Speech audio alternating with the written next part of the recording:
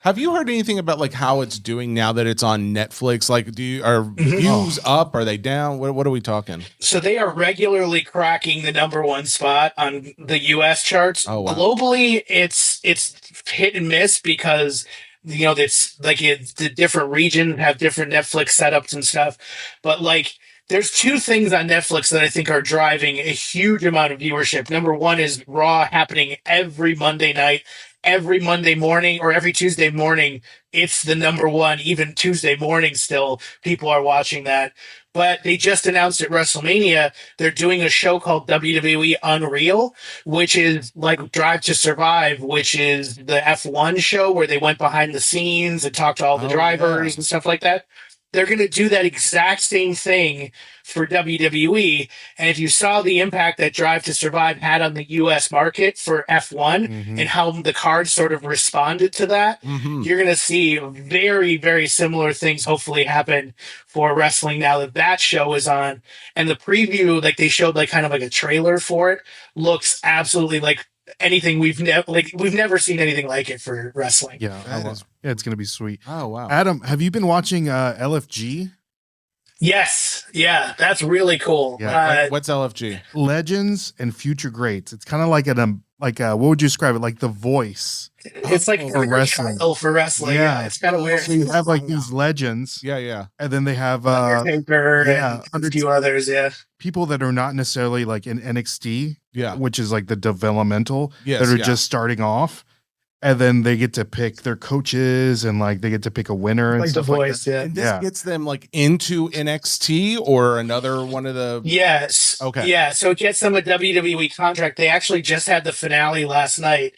And no spoilers, Adam. No spoilers.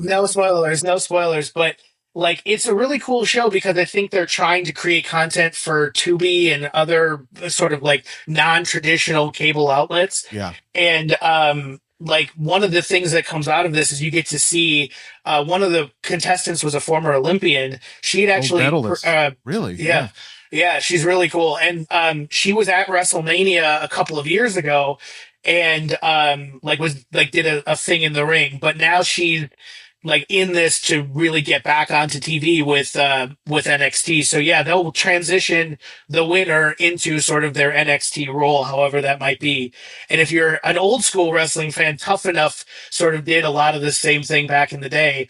But I think they're trying to revitalize the brand a little bit because a lot of the Tough Enough guys really never made it the way that they had hoped. So okay. Yeah. All right. So when we talk about the cards of WWE, we talk about them as the viewpoint from us, like as being in America. Have you heard of what they do outside the States? And to go along with that, is there a WWE or something that coincides with this outside of the States? Yeah, so wrestling has a humongous international impact. So when Fanatics opened the store in London recently, there was a display of WWE cards that was included in that store from the videos that I saw. And so they've really put a focus on bringing breaks and everything to the UK and other things. But even in Asia and India, and a lot of the other countries where WWE programming is shown, like I've recently purchased cards from collectors who have lived well outside of the United States. I bought one from France. I bought one from China. I've bought one from Japan.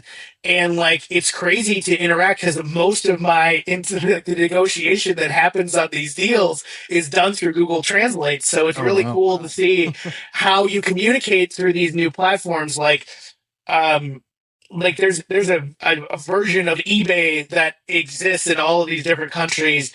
Plus you have international breakers. I know there's a number of breakers in the UK. There's a number of breakers on whatnot that happens for Germany and for France and for Japan.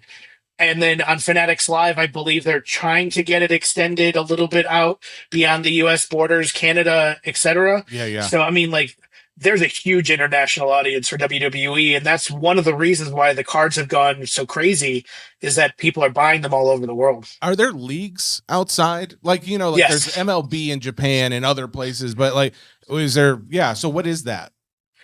They have international, what we call indie promotions. So like You have NJPW, which really isn't an indie promotion. New Japan Pro Wrestling has gone back for decades and decades. Hugely popular wrestling in Japan. Oh wow. They have, yeah, and then they have like UK has smaller promotions across all of UK, Ireland, everything. Some of the wrestlers like Gunther and Becky Lynch and all of these guys come from that. Finn Balor too. Like a lot of the English wrestlers that are on TV right now are from those types of indie promotions and have roots there. And then you have they're expanding. I think they just bought AAA, which is a Mexican promotion. So like you have this humongous Mexican national lucha libre type promotion with stars that stretch all the way through Latin America that will be absolutely huge. A lot of them should have cards too coming up. So like that's going to translate pretty cool in a way that maybe Topps gets access to some of that those names and their content that they can create. It's going to be cool.